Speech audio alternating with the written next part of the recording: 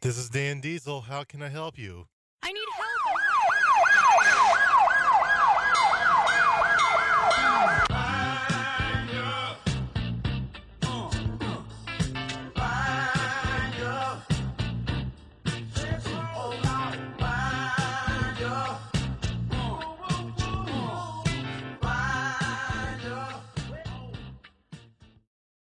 This is the show where Ohio throws down. Ohio is on fire.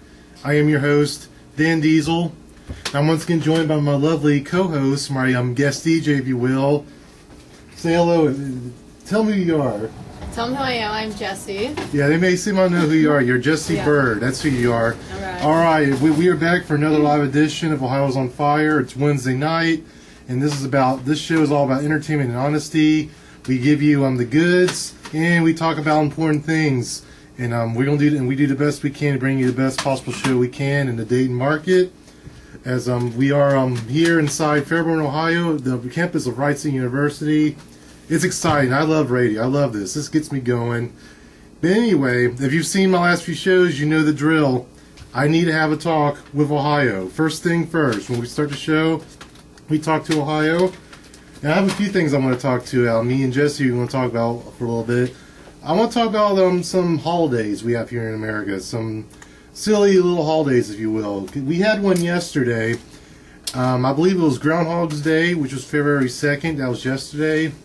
And it's based on the tradition that the groundhog, he lives in his hole. And it's in Connecticut. They have a big festival like early in the morning in Connecticut, I think. I could be wrong about that. Or Massachusetts. But you've seen it. A big crowd gathers. And the groundhog, he comes out. And when he comes out, he predicts the weather. Oh, no way, I get that wrong. He has to see a shadow.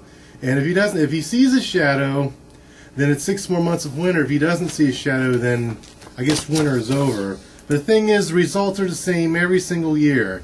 He always sees this, basically we always have 6 more weeks of winter after that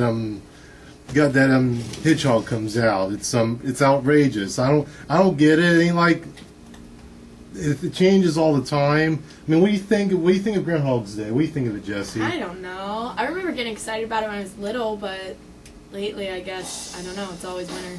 Forever, it seems like. It is. It don't matter. It's just a stupid holiday. I'm not afraid to say it. It's the same every year. You always we get the same results. I'm saying if it were different, the results vary. This would be a big holiday, but it's not. And I want to talk about another holiday. It's coming up in a few months. It gets me a little I'm a bit complex. I don't know what the big deal of it is. It's a holiday called Arbor Day. It's every April, the last Friday of April. It's Arbor Day. Basically, they want you to plant a tree. It represents all the trees that die throughout the year. That is not a joke. They're laughing. I've never heard of this. I'm not. I swear, I'm not lying. It's called Arbor Day. It's every Friday. Last Friday of every April, and it started in Nebraska. I know a little bit about the history. It started in Nebraska. These tree lovers, which there's nothing wrong with that. They were upset there were no trees. They're like, you know what? We need to have Arbor Day, buddy. We're going to do it on April, the last Friday of every April. Some old lady in her house who loves trees came up with this in the middle of Nebraska, and it has spread. It's a national holiday. Hold on.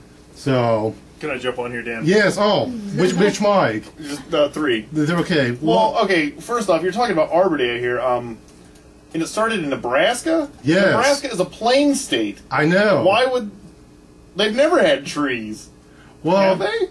They have a few. So, like prehistoric trees, maybe. I don't know. Maybe they wanted more, though. I mean, they got parks, so I'm saying they're lacking trees. That's why some lady thought of it. She probably went on vacation. And they're going to do it right this year. Yeah, right. Well, it started in, because I looked this up, it was like 1940s. I'm not joking. I know it's funny, but it's a real holiday, here in America anyway. So, what do you think? Jessie, what do you think? What do I think? Of Arbor Day? Do you celebrate it? Do you want to? But maybe this year I will. Oh, you gotta plant a tree to celebrate it. You gotta go somewhere and plant a tree. Okay. Or go hug one. I guess you can hug a tree too. I think that counts. That'd be a better holiday, I think. Just go out. Yeah, and hug a tree hugging day. Well, you know what? That brings me to my next thing, because we're talking about these silly holidays. I went to a website. about holidays we have here in America. Besides the traditional holidays we have, like 4th of July and Thanksgiving and Christmas, all that stuff, there's a website that has suggestions on new days we can have here in America. Some that replace either or some, like a day that doesn't have holiday, or maybe some that can replace the lame holidays we have now, like Arbor Day and Groundhog's Day. And anyway, since it said, I got to tell you where I got this from. It was library.thinkquest.org. It's a list, and this person, whoever he or she was, did all the months. It's suggestions of days we can have, like holidays. And since it's February right now, I'm gonna do February. I'll do a few. For February 1st, it suggested we should have a Serpent Day. A what? Serpent. I don't know what that means. And then February. Snake Day. Oh, okay.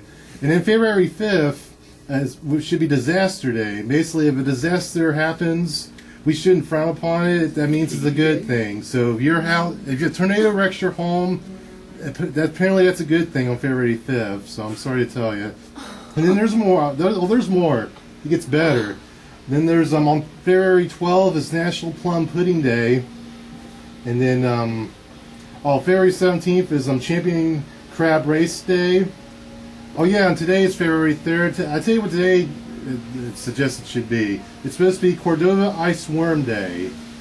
So I don't know what that means. Weird. You can look at it. But yeah, go to library.thinkquest.org. They got every month, every day. You can check it out. It would take the whole 2-hour show if I read this whole list. It's outrageous. I want to talk about that, but I got that out of the way. Now I want to talk about something else to start off our show. People, it's award season. It's this time of year, all the big awards are happening. We had the Grammys this past Sunday. And of course, the movie industry, they have like, I think 100 different award shows now. But anyway, of course, their main one is March 7th, the Academy Awards, the 82nd Annual Academy Awards, pardon me. It honors the best in film, best in movies, actors, special effects, makeup, whatever. A lot of different awards. Do you watch any award shows? What are your favorite awards, Jessie? I don't really watch it. I did watch a little bit of the Grammys. Okay. And Lady Gaga. I don't know. She's pretty sweet. Did you watch it? Yeah, I watched all the Grammys. That's usually the only ones I watched. That and the Academy Awards. And of course, one of the awards I wish was on TV was a thing called the Razzies. It's the night before the Academy Awards. Like the Academy Awards honors the best in film. The night before the Razzies, they honor the very worst in film. All the worst actors, bad films, bad everything. Like it just stunk up the movie theaters. They get honored. They actually win awards for these. But there's that. I wish that was on TV. That's never been on TV. Maybe that could be on there one day. But I tell you, I feel bad for her. I mean, we got awards for the bad movies and for the good movies. What about the mediocre movies? What about in between? I mean, the fact that they don't win it. I mean, you never hear anything about. Well, I say I like Spider-Man the film, but you never like. I think the first one got nominated for some MTV Movie Awards, but other than that, you never hear about it. That and anything starring Jason Biggs. And my apologies to Jason Biggs. I love you. But anyway, but yeah, why are there no award shows for those people? I mean, people like mediocre movies. It's neither bad nor good. So that's my suggestion. We have the Mediocre Movie Awards. And of course, Jason Biggs can host it if he wants. We are back on Ohio's on Fire. I am Dan Diesel along with Jessie Bird. And it is now time for everyone's favorite award. We were talking about awards, but we have our own awards every week. Everyone's buzzing about it. Greatest thing we ever do. It is now time for OMVP. That stands for Ohio's Most Valuable Pedestrian. But this week's OMVP, we're actually making a little history for the show. It's our first co-winners of the OMVP. We've given it to single winners.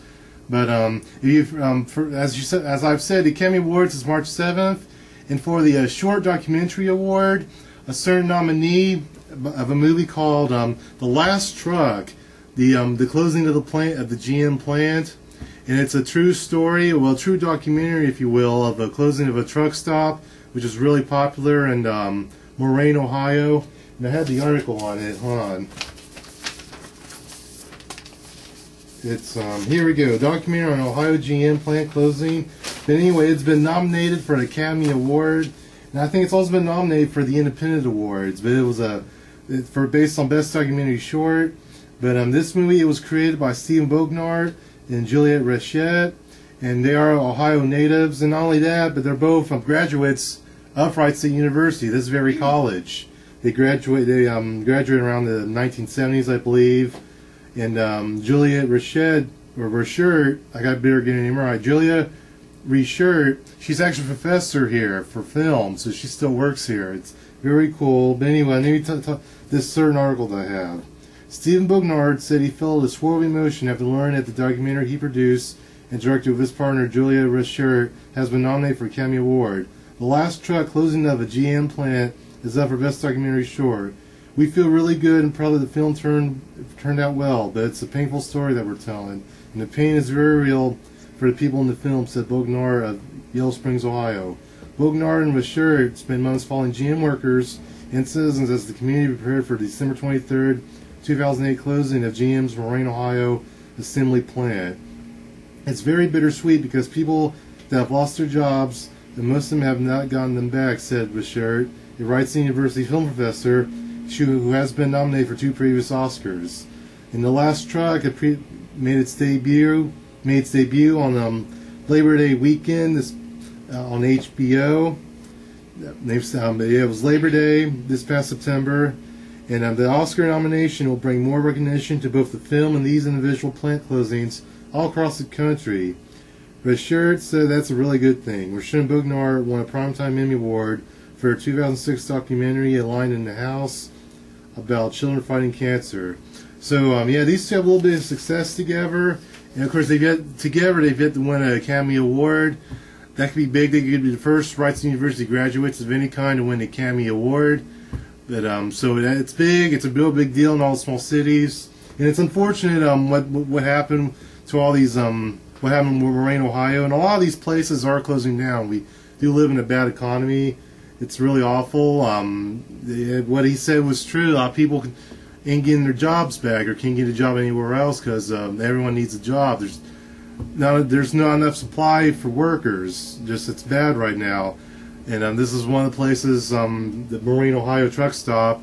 They had to close down. They had been around for, I guess, 80 or 90 years. It was the whole GM plant, wasn't it? It was the whole thing, yeah.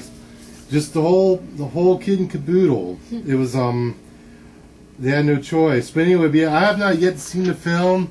Yeah. I would like to eventually like to see it. It looks interesting. So but it's probably gonna be sad, like everyone's saying it is.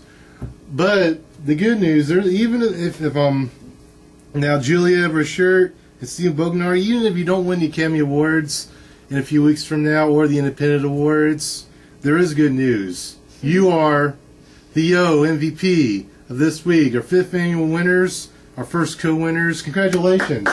Round of applause. You do win this award. Yes. We are back on Ohio's on Fire, and I'm Dan Diesel. And now I got one more thing I'm going to say while we're on the air, the last thing for this week. Another one of my Ohio's on Fire messages. I talked about the economy. And there's something else I want to say. I think the other thing that I think the economy has affected real badly in general is one of the original art forms of entertainment, and that I'm talking about is radio. Yeah, if you're listening, I'm going to talk about radio on the radio, and in general, I'm going to talk about terrestrial radio, because we are companies, but for the most part, like when we do advertisements and whatnot, we do have to keep that going. We need viewership and advertisements, and I get it. It's a business. And of course, in the early days of radio, there was quite a variety. Whenever you turn it on, you heard soap operas, you heard, of course, music, of course, like you mostly do now, sports, and you had special talk shows. You do, people of personalities. They just talked about the news, just whatever there was, you could hear it. And there's not like what I'm doing now, and what a lot of other people here at the station do. You don't hear much around here in Dayton, Ohio. Not many stations do what we do. I guess, and we have the freedom to do that. We are independent. I guess there's no, we don't have a certain thing we're abide to because we don't have a major corporation that owns it. So we do have the freedom as long as we follow the regular rules. But we don't just talk anymore. You don't hear honest talk on the radio anymore because of the changes made. And I trust the radio. I mean, I guess they have no choice. Like you'll hear a DJ for about 2 minutes, and then they go to the song, and that's about it. Most of these stations are 98% song, 2% talk at best, and some commercials thrown in. Well, okay, 1% commercial, 1% talk, 90% music. And some people might be into that, but some like a variety. People that are older or that know the history, they want something different. They miss that. And here, especially here in the Dayton, Ohio market, these radio stations, they do have to do what they got to do to pay the rent and keep in business.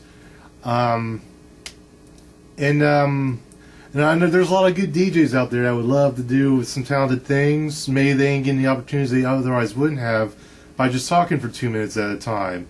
So I don't know what to tell you. I mention it because I don't know when. A lot of people are now saying that radio might officially die because they can't keep up this way. Because you can do all music for so much, and some stations they can do.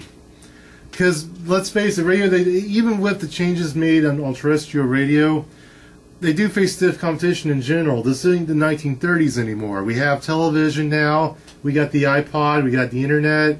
You got to do movies. You can go out and do stuff.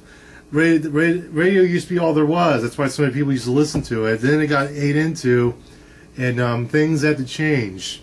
And of course, there's that famous song from the 80s, "Video Killed the Radio Star." It's quite a prediction, but that's not quite true yet. Radio, as long as last time that I checked, radio is still alive. Because I'm on it right now. I'm being honest with my audience. People want to see something honest. I think if radio is going to survive, we do need to take more risk. Because if we're going to die anyway on what we're doing, then what's the point of doing what we're doing? I think someone has. Eventually, we just need to be honest and talk. Like whenever we get a chance, when we're not doing sports, we're not doing music. Someone needs to lay it down straight like we used to. Something real, something honest. And I am, like I said, I'm very thankful that I got to be part of Wright State Radio Station.